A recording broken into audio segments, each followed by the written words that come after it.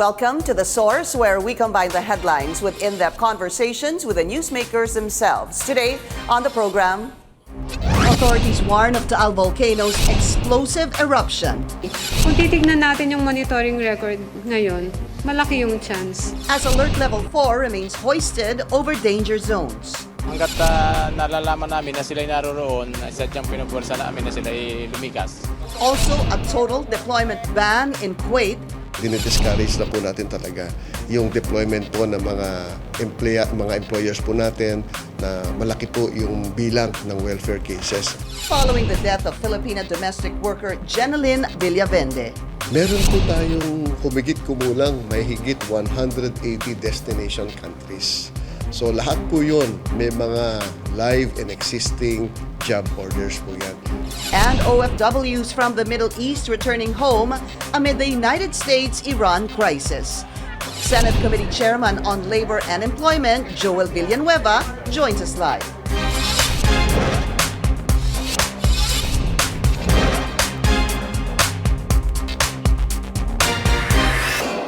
Thank you for joining us. I'm Pinky Webb. Government authorities ordering a total evacuation on areas surrounding Taal Volcano after state seismologists say that an explosive, hazardous eruption could happen. Alert Level 4 is still up, and Batangas and Cavite provinces are now under a state of calamity. Also, will the total deployment ban prevent another OFW death in Kuwait? And the ongoing repatriation process in the Middle East. Let's go straight to the source of the story. We have Senate Committee Chair on Labor, Employment, and Human Resources Development, Senator Joel Villanueva. Senator, good to see you again. Great to be back here. Good Happy morning. New Year. Happy New Year Okay. to all our televiewers. The Taal Volcano, yung pag-alboroto po ng Taal Volcano, we are still on Alert Level 4. I wanted to get your assessment on government's response to this. Well, first of all, I'd like to state for the record that I was the one who defended the budget of FIVOX and DOST, and we gave them a lot of leeway on how they'd be able to respond to these types of calamities, and we fully support them. You know, Pinky, if you look at around the globe, these volcanoes under the what do you call that, ring of fire, hindi talaga ito unusual, no? And I think what we should do is to really be prepared and be resilient about it. So yun yung aking take dito, and let's continue to support them, especially at this time. May I ask what you mean when you said that you defended their budget? Well, we scrutinize their budget, we ask questions, and we feel that they are competent to head the agencies. Right. But yung po bang budget nila ay sapat? Well, alam mo naman, Pinky, tuwing Palaging budget kulang. season, laging kulang, laging maraming requests. At ang importante, yung mga basic at kailangan nilang tugunan ay dapat matugunan. Yeah, you know, Senator, I'm bringing this up because Cavite Representative Congressman Barzaga filed a resolution Yes. at the House of Representatives. He wants to look into a number of, problems that were encountered during the Taal Volcano eruption. Number one, he says he's quite unhappy with FIVOX dahil hindi daw nabigyan ng sapat na impormasyon at alert ang publiko. Pangalawa, yung pagtaas ng N95 mask. At pangatlo, yung tinatawag na nakatira sa danger zone. Sir, yun po yung gusto ko sanang malaman. Can you give us any information on sapat ho ba daw yung tao at humingi ba sila ng, sinabi ho ba nila sa inyo, Senator, kailangan namin ng karagdagang equipment dahil kulang na kulang talaga? Wala pong ganun, no? But let me point out that I have nothing against it, no? Yung investigation or inquiries in aid of legislation, it's all natural. It came from the House of Representatives. Number two, can you really predict everything at this time when you feel that the Mother Earth is speaking right now? I think we just all have to listen. Number three, when you talk about the masks, the preparations, I think we really have to look into it, no? And there are a lot of calls of coming up with a department or an executive order that would focus on these issues. Resilience. I think it's about time that we look into this because the Earth is changing. Again, I really think we have to listen to what the Earth is saying. So, you were saying, sir, balikan ko lang, that hindi naman ho sila humingi ng extra from what you remember now. They did not ask, for example, if they need nila equipment, etc. In fact, I asked some of the funds na hindi pa nagagamit, ang naging sagot sa akin is because of the bidding process. Kasi may mga unutilized pa sila doon. So, yun yung So ilan hindi, sa mga... it's clear, sir, hindi po, hindi nagkulang ng funds by means of saying, sir, kulang na kulang. Meron pa sila. In Hindi fact, naman hindi pa po. na-utilize yung... There are some, yes. Alright. yes. Okay, so that's happening right now. It's really a story, sir, on, I would say, disaster preparedness. Hindi ho ba? Yun Definitely. talaga yun eh. Definitely. You have several... All of us should adopt. I think all of us. Ang dami pong problema sa Pilipinas Yes. na ating kinakaharap. Merong typhoon, merong earthquake, at meron po dito. Water issues, another. Andun pa. But sir, kasi, so Concern. far, are you happy with how government has responded to the Taal Volcano eruption? Well, we're not that satisfied, right? But I think the government's doing everything na kayang gawin, and importante na nasusubaybayan natin. So yung sa masks lang, medyo highly disappointed tayo dun sa the way it was... There was an increase in the diba? price of the Yung- N95 ang masks. daming gustong bumili, hindi makakuha, and then yung gustong bumili, tumaas yung presyo. So, I would like to see DTI, for example, filing cases right away with against these unscrupulous individuals. To teach them Yes. a lesson, sir. Yes, So what are your especially thoughts, at this if time. any, right now on those living in the volcano island? Doon po mismo sa isla. That's another thing, Pinky. That's what I've been saying. We all have to change. For example, yung policies natin, to begin with, dapat ba talagang may nakatira doon? You know, it's an active volcano, no? So, we really have to revisit. During the time ng Yolanda, nung chinek yung radius from the rivers, from the seas, yung proximity ng mga establishments, ang daming violators, parang thousands, hundreds and thousands. So, again, wag na nating hintayin yung mabigat na sakuna or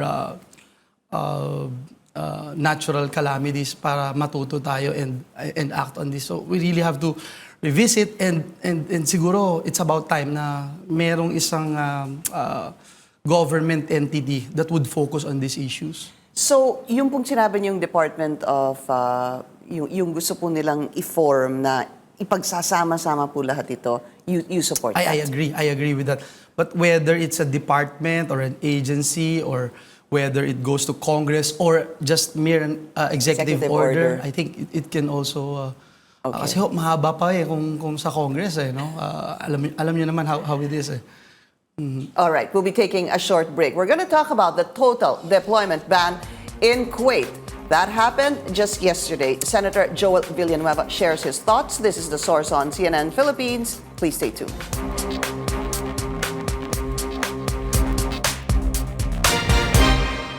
You're watching The Source on CNN Philippines. Our guest today is Senator Joel Villanueva. This is, of course, something, Senator, ang daming kababayan natin very interested.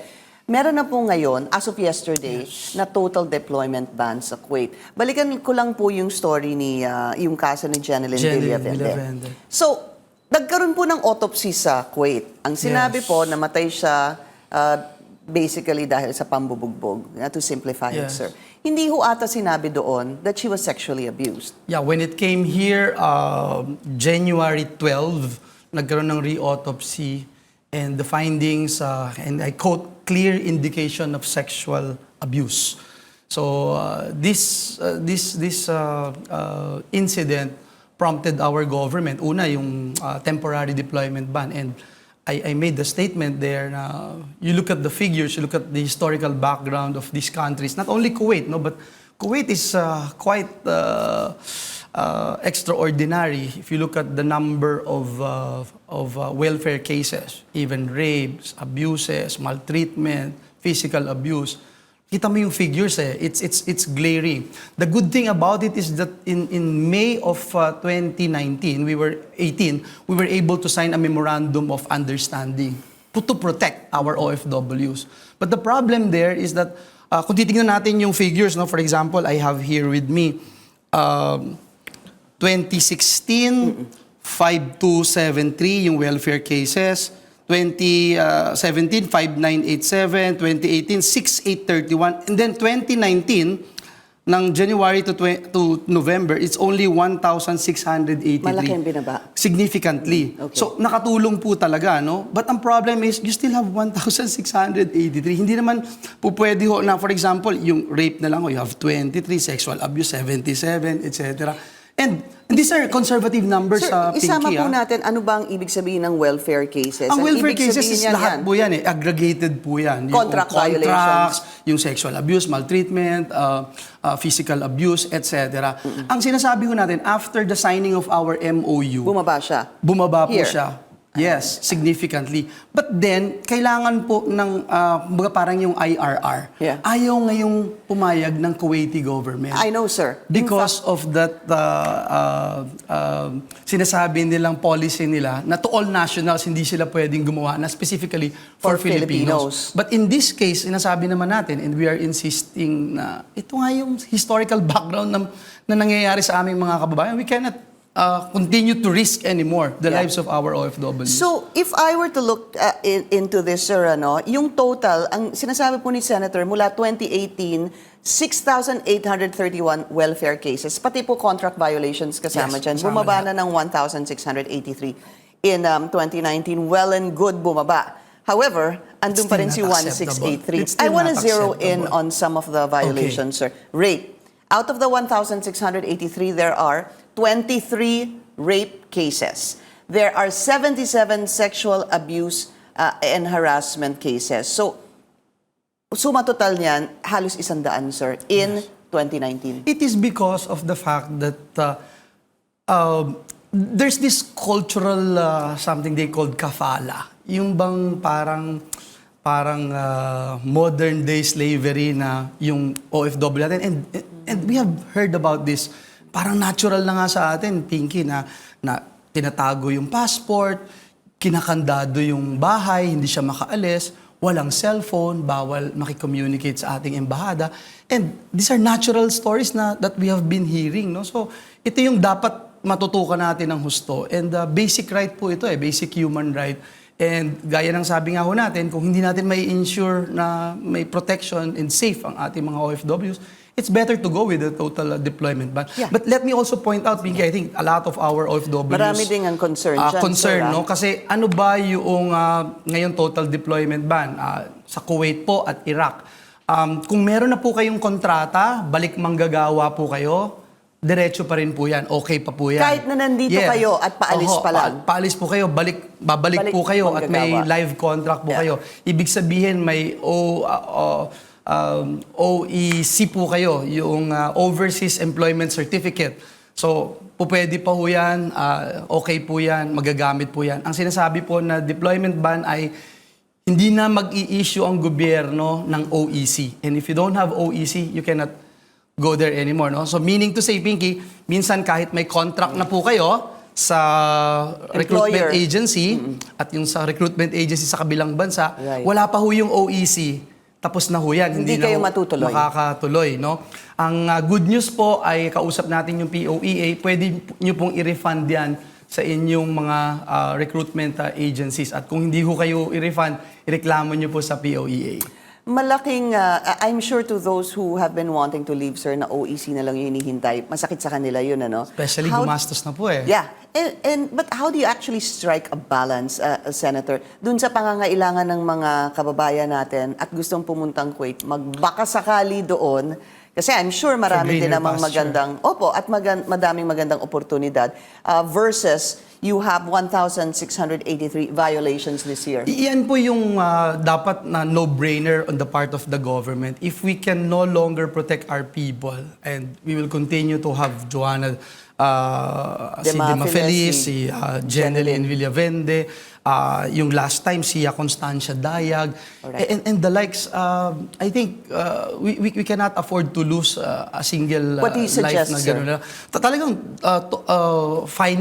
final at maging permanent itong deployment ban. But I am also calling on DOLE to resume the negotiations with the Kuwaiti government and push this MOU that we signed in 2018. Let me be clear, 11 of sir. 2018. You're saying right now you want a permanent ban until we get the assurance Until mabuo po yung IRR doon sa MOU. Yes, na sinasabi po natin. Because ang sinasabi ng Kuwaiti government, we cannot do it specifically for Filipinos, Filipino nationality, no? Kasi ang ano nila is broader to all nationals. Ang sa atin naman, may MOU tayo at may pinanggalingan tayo and numbers don't lie. They have all these records. Yeah. And these records are very conservative, Pinky. If you go with Migrante and the labor yun. groups, I'm sure it's way higher. Senator, maybe you can tell the public, yung inyo pong suggestion ay para sa household workers lang ho ba o sa lahat? Dapat po sa lahat. Dapat po sa lahat. Kaya lang talagang, kaya po dito sa deployment ban na ito, specifically po sa household service workers, sa skilled, Professionals and semi-skilled. Yung professionals sa mga papunta pa lang po, no? But yung household workers, yan po yung mas madalas nagiging biktima. Kasi, again, as I mentioned earlier, and this came out in our hearing, yung kafala culture, no, medyo mabigat po yun. And Pinky, let me point out also that this coming week, I will call another hearing in the Senate to talk more about this and how we will be able to protect our OFWs, especially our kababayans in the Middle East. Not only with the repatriation, but also with this bilateral agreement. Because if you look at the figures, not only in Kuwait, it's also happening. For example, in Kingdom of Saudi Arabia, medyo mataas po yung number. So, kung ganon, bakit hindi rin tayo magkaroon ng MOU sa kanila? At masiguro na, kasi nakita mo yung figures significantly bumaba after the MOU. So, why don't we do it also with other countries? Yeah, why be specific to one country? Yes. When you want to protect the rights and welfare of the Filipinos. Should be our policy. So you're saying that the MOU actually worked? Kasi bumaba. Yes, it did work. It shows very well na it's working. No? But there are some employers pa rin, Pinky, na insisting na, no, I have to get your passport. I have to make sure that di ba nung tumawag yung parent ni Jeanelyn Villavende, ang nakasagot yung employer. At hindi niya makausap si Jeanelyn. Yung babaeng amo at Exactly. daw. Na suspect of beating her. Yeah. But points I wanted to raise, Senator, she was sexually abused. Pero doon sa autopsy na lumabas sa Kuwait, hindi po yun stinate. It was not stated that she was sexually abused. My question is this, was that a clear cover-up from the Kuwaiti government on the case of Jeanelyn Villavende? We don't want that to happen, and that's why we wanted to make sure na it would not be a practice anymore, because every time these things happen, for example, in the likes of Constancia Dayag, pagdating po dito sa Pilipinas, nire-autopsy pa ulit natin because we know very well, in the past, it's been happening. And again, it happened to Jeanelyn Villavende. And again, we don't want this to happen. We wanted to make sure na if we cannot trust this host country, huwag na lang tayong magpadala. Should we trust the host country, sir? Yun nga ang tanong ko eh. She was sexually abused, but they didn't say that. And that's the main reason why we are supporting this permanent total deployment ban. Opo. Yun ho bang ban, sir? Siguro, again, there needs to be a balance din kasi nga marami ho din ang gusto talagang mag-abroad dahil kulang ang trabaho dito. Kaya lang, Senator, really the job of the government. pinatay, siniksik sa freezer. Exactly. Di ba? Chinap-chop. Yung mga ganun bang kaso, how do we move forward from situations like that? Is it about time to say that hindi na talaga pwede dahil grabe na yung ginawa nila sa mga Pilipino? May ganun mo bang thinking? Definitely, Pinky. No? I think every time we talk about the plight of our OFWs, it boils down to one thing. We need to create more opportunities in the country. That's number one. In fact, that's one argument that has been being thrown, whether or not you want to put up a Department of OFWs, because it might convey a wrong message that it is your policy to send our kababayans abroad. It should not be our policy. It has to be here. It has to be economic breakthroughs and opportunities. Pero habang wala, sir. Habang wala, I think it's no-brainer again for the government to ensure their safety and security. If we cannot protect them, then let's not put them in a position na ganito nga, no, na parang natural na lang natin naririnig itong mga ganitong stories. Yun po yung gusto ko sanang ipunto. Has it become almost normal for us to hear stories like this? Because personally, sir, to me, it's still not normal. Exactly. And it's totally unacceptable. it's exasperating to say the least, no, to hear all these stories, and that's why we have to make this position. And I think with the decision of a total deployment ban, we are sending the strong message to the Kuwaiti government and other governments na dependent sa Filipino laborers, na hindi kami papayag na Gantuhin nyo kami. gaganituhin nyo lang kami. Yeah, pero aside from us, sir, sinasabi nyo, kailangan we should ensure the welfare of our OFWs. Ano ho ba dapat ang hingin naman natin sa Kuwaiti government na to ensure, wag naman po nila gawin yun sa mga kababayan natin? Well, basic, Pinky. Like for instance, if you look at the MOU that we signed with the Kuwaiti government, there should be a standard contract wherein yung health insurance, food, housing, clothing, nandyan. And then yung basic yung having a cellphone para in case of emergency, makakakonect sila sa mahal nila sa buhay. Yung passport nila, nasa kanila. Yung bank account in the name of the domestic worker through that employer para makapag-remit sila ng... Yeah, but sir, that's not happening. These are basic and exactly not happening. No? And we have seen in the past, in the past public hearings in the Committee on Labor sa Senate, yung kafala system is still around. So we have to break it, and we have to make sure na our kababayans are protected. And otherwise, again, wag na lang, no? Wag nating i-risk yung ating mga buhay ng ating mga bagong bayani. What about diplomatic ties with Kuwait, sir? Well, that's another thing, no? I think yung DFA also made a note verbal or something to protest itong nangyari kay Jeanelyn. So we take it from there? Yes. Yun muna. Yes. All right. Yes. We'll be taking a short break. This is The Source on CNN Philippines. Please stay tuned.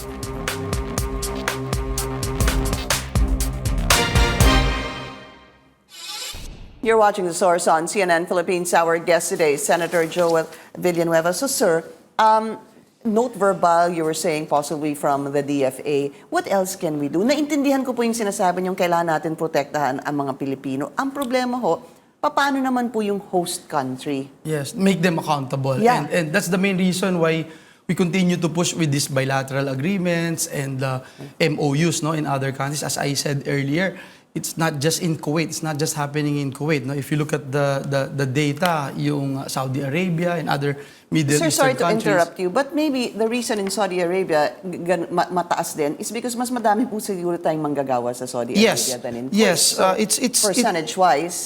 It's true, Pinky, but then it's not a reason to say na okay lang, pabayaan natin kasi masyado nang madami yan, no?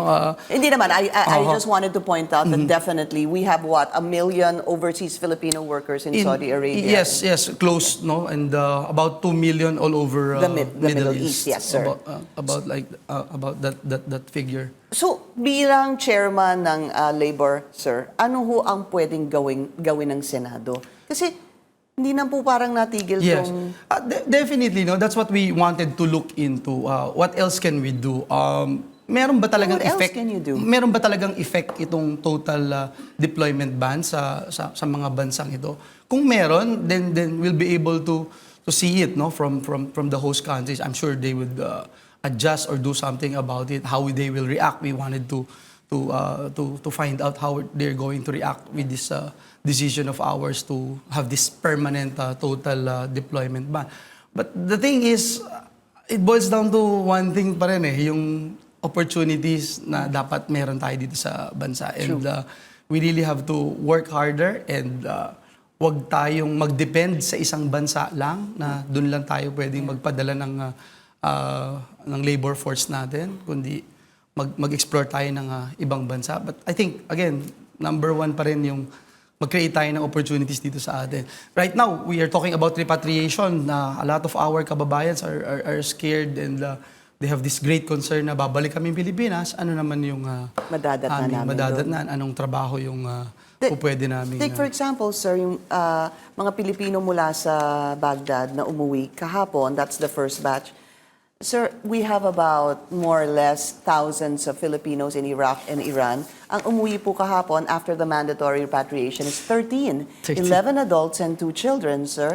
It just means that Ayaw po nila umuwi for now. In my experience before as test the chief, every time may mga ganito, we would prepare and set aside some of our budget for scholarships and trainings, etc. Pero alam mo, Binky, halos 0 to none yung takers because when they come home, they wanted to go back or look for other opportunities. So ang payo nga natin sa DOLE is that hindi pa man sila umuwi, may profile na kayo niyan, alam nyo na kung sino yung maaaring umuwi, then ma-profile nyo na saan po pwedeng ipadala, saan po pwedeng, ano yung mga po pwedeng nilang gawin. And it's a reality, it's a fact that we are facing right now. There's going to be a hearing, sir, next week, sabi niyo. Probably Wednesday or Thursday. Okay. Sino hong papatawag niyo? We'll call on DOLE, DFA, POEA, OWA. We also wanted to look into this, yung Migrants Act, Pinky, on 1995. They are supposed to come up with the government information system for migration. It's a database of all our OFWs, etc. No? 1995 ba to? Hindi pa to na-implement. Na-amend ito noong 2010, if I'm not mistaken, no? Itong Migrants Act. And until now, every hearing namin, tinatanong ko sila about the updates, wala pa rin. So it's very hard, Pinky. No? Who's on top of that? Who's supposed to do right that, now, sir? the head would be DFA DOLE? and DOLE. I see. Okay. Again, this is very important. Even in our committee, in my office, I ask for data. In DOLE alone, you have different data from Polo, different data from OWA, hindi nagja-jibe. And then how much more if you cross doon sa DFA, if you cross doon sa mga embassies. Okay. So, importante ito talaga na maset natin at masigurong nagwo-work ito. Yung Department of OFW, is that something you support, sir? I agree with the intention, no, that there is a need to focus. But we have to find out anong paraan. Kasi what is not working right now? It's obviously not working when you talk about focus because even lawmakers are confused. Who is in charge of this and that? Okay. So that's a good thing about the Department of OFWs. Meron talagang diretso kang pupuntahan. I wish we had more time, sir, pero naubusan na tayo ng oras. So next week is a hearing on this. Sir, I hope you will find more solutions to the problems our kababayans are facing abroad. Maraming salamat kay Senator Joel Villanueva. Thank you, sir. Salamat, Thank you for joining us here on The Source. I'm Pinky Webb. You're watching CNN Philippines.